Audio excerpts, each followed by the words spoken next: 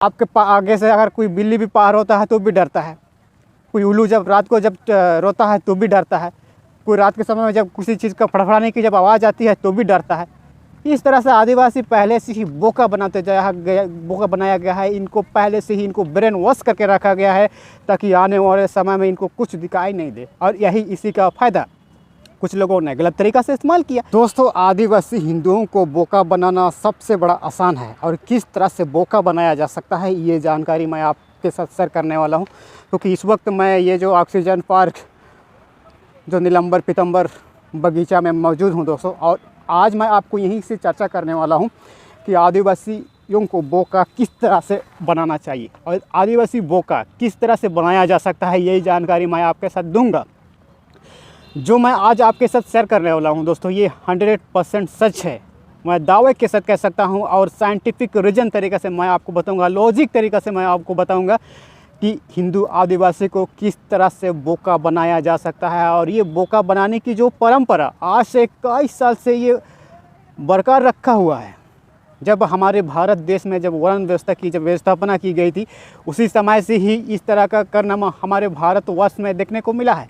लेकिन खास करके हमारे आदिवासी जो बोका खुद को बोका बनते जा रहे हैं, उस चंगुल में फंसते जा रहे हैं, लेकिन कोई किसी को उस चंगुल से निकालने के लिए सोचने तक नहीं करता है। सोचने तो दूर की बात, उस पर चर्चा ही तक नहीं करेंगे।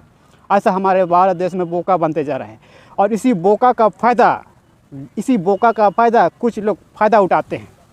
किस तरह से बोका बनते जा रहे हैं, यदि अगर आप देखोगे हमारे झारखंड की मैं बात कर रहा हूँ, क्योंकि भारतवर्ष में ऐसा कई जगह मिलेगा, ऐसा कई उदाहरण आपको मिलेगा दोस्तों।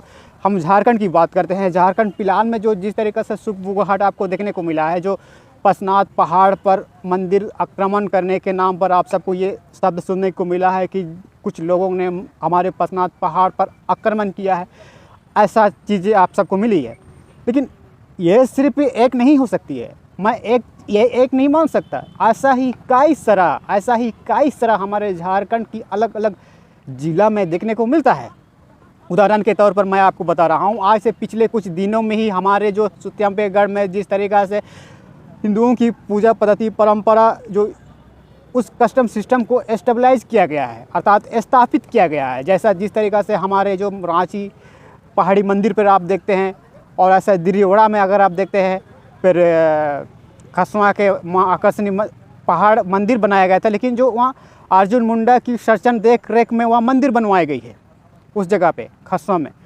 ऐसा ही तमाम जगह को अगर आप देखेंगे तो उस आदिवासी हिंदू जो खुद को बोका बनते जा रहे हैं और खुद की अपनी कस्टम सिस्टम को ना उस मंदिर पर ना स्थापित किया हुआ है, ना खुद को उस अपनी भाषा के आधार पर ना पाठ पढ़ाया जाता है, ना कुछ श्लोक लिखाया जाता है, ना पढ़ाया जाता है, ना सुनाया जाता है, कुछ नहीं मिलता है।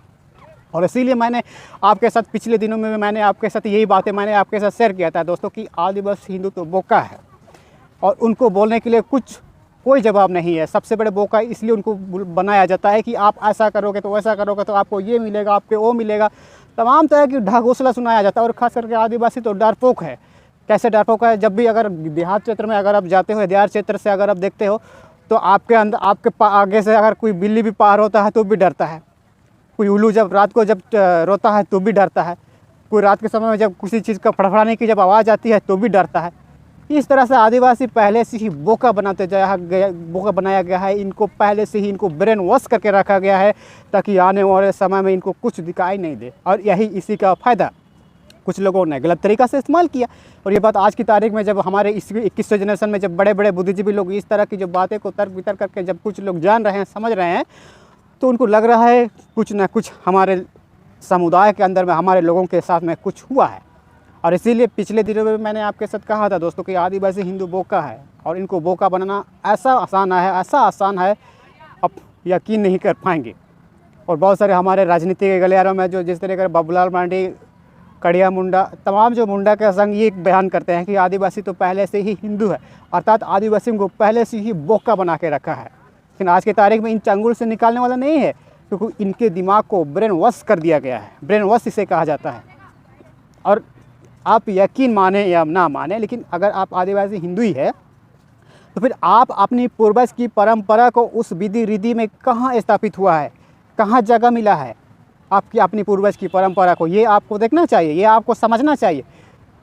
ये इसीलिए मैं कह रहा हूँ दोस्तों कि आदिवासी हिंदू सबसे बड़ा बोका मूर्ख समझा है, लेकिन आज की तारीख में उनको कुछ एहसास ही नहीं है, क्योंकि उनको ब्रेन वॉश करके रखा है, उनकी मेमोरी को ब्रेन वॉश कर दिया है। आज की आसान भाषा में, अगर हम इसे आप आसान भाषा में ब्रेन वॉश, आप कौन सी भाषा का इस्तेमाल करेंगे ये मुझे नहीं पता, लेकिन ब्रेन वॉश करके रखा है इनको यही लग रहा है कि यही हमारे सब कुछ सिस्टम है। लेकिन इतिहास को समझना पड़ेगा ना, क्योंकि भारत का संविधान भी यही कहता है कि उनकी तमाम तरह के जो कस्टम सिस्टम से भिन्न पाया गया है, तो फिर इनको समझना एक बोका है, इनकी दिमाग को ब्रेन वॉश कर दिया गया है। इसीलिए मैं कहता हूँ कि इन सबको बोका बनाना आसान है, आप जितना बोका बनाना है बोका बना लीजिए, इसमें कोई दिक्कत नहीं है। उनको कुछ नहीं बोलेगा, क्योंकि उनको पता ही नहीं है, उनको मालूम ही नहीं है। और इसी बोकापन का, इसी बोलापन का आप लोग राजनीति के तौर पर वोट बैंक बैलेंस का इस्तेमाल करिए, क्या दिक्कत है, क्योंकि भारत हमें विकास करना है ना। तो ये छोटी सी जानकारी आपको कैसी लगी, ऐसा है तमाम छोटी बड़ी जानकारी के साथ मैं आप तक अवगत करूँगा। अगर आपने हमारा फेसबुक पेज, यूट्यूब को सब्सक्राइब, लाइक, फॉलो नहीं किया तो फॉलो कर दीजिए, क्योंकि हम आपकी बात करते हैं।